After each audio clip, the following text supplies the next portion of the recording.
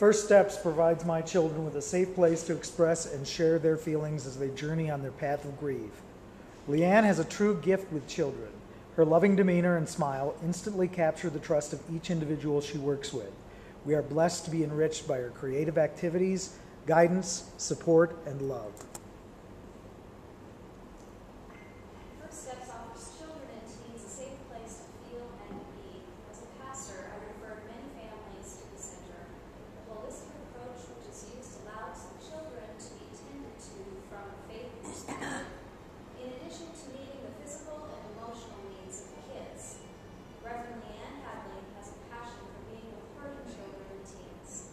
Her leadership of the center creates strong and solid relationships between Leanne and the kids helping other kids.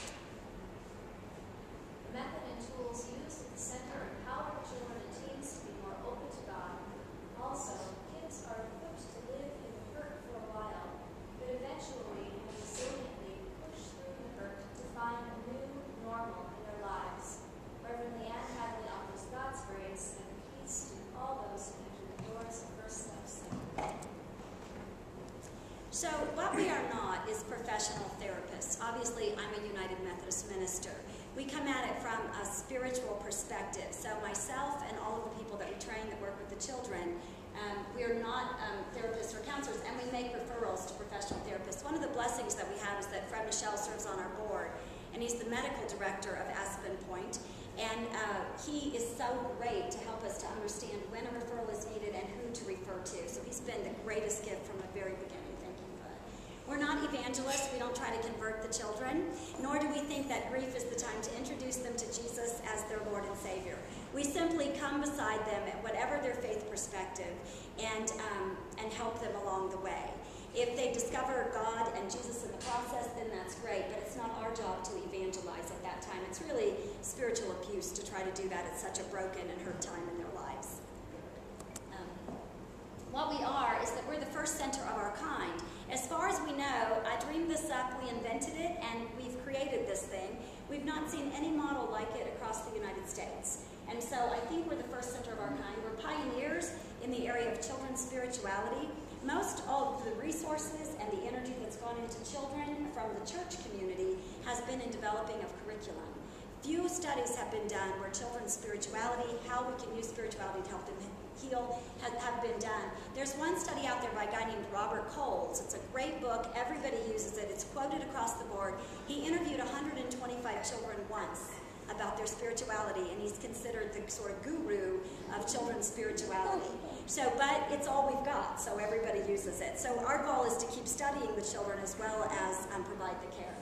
And we're non-denominational. We're respectful of their belief systems. And so if a child is Jewish, Catholic, from New Life Church, wherever, we take them where they're at and build on their own spirituality. It's not our job to put our spirituality into them. It's our job to help them find their own spirituality and bring it out.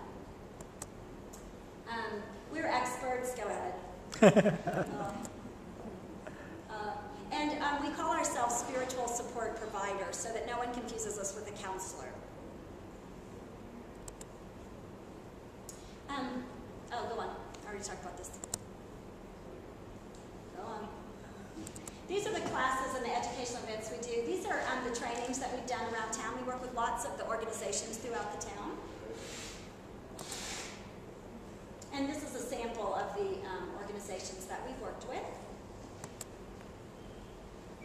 This is the fun part. Now this is where, it's only going to take a few more minutes, but listen up. This is where I need your help. This is where we're going. We want to continue offering our one-on-one spiritual support.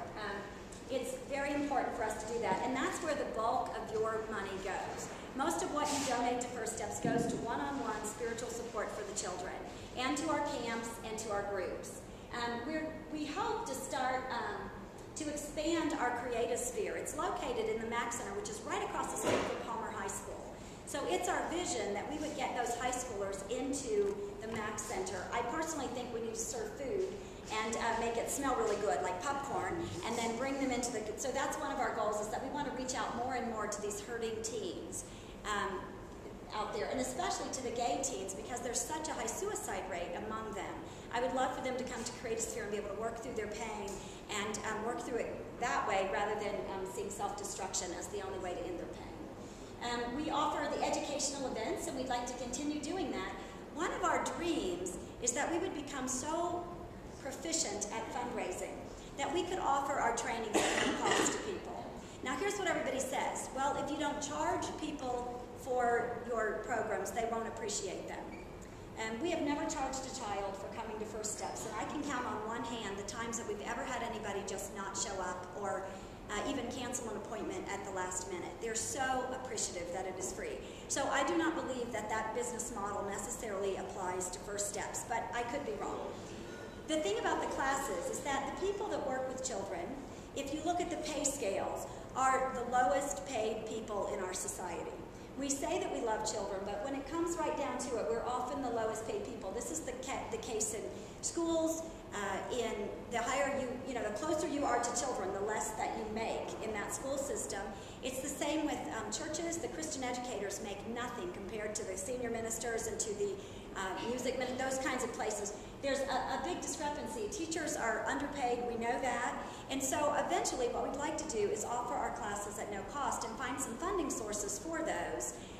Where a group might be willing to sponsor a group of teachers. We could give them our skills as a gift, but receive funding some other way. So that's one of our dreams. If you have any ideas about how we might do that, that's where we're reaching out to you all and saying, if you're good at that or you know some inroads or whatever, please let us know.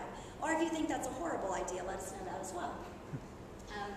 We are going to make better use of our webpage and our social network opportunities. We have a great guy named I forgot his name, John Shada, who's been working with us. He works with First Congregational Church, and he's been helping us to figure out how we can send out the informational piece of what we do to those that want it via the internet, and then do less of our bulk mails right now go to about 1,600 families, but we're not sure that 1,600 families are even opening the newsletter, and so we're going to send paper stuff to people that want to give and to be donors, and then we want the educational piece, people that have been to workshops, people that might follow up, whatever.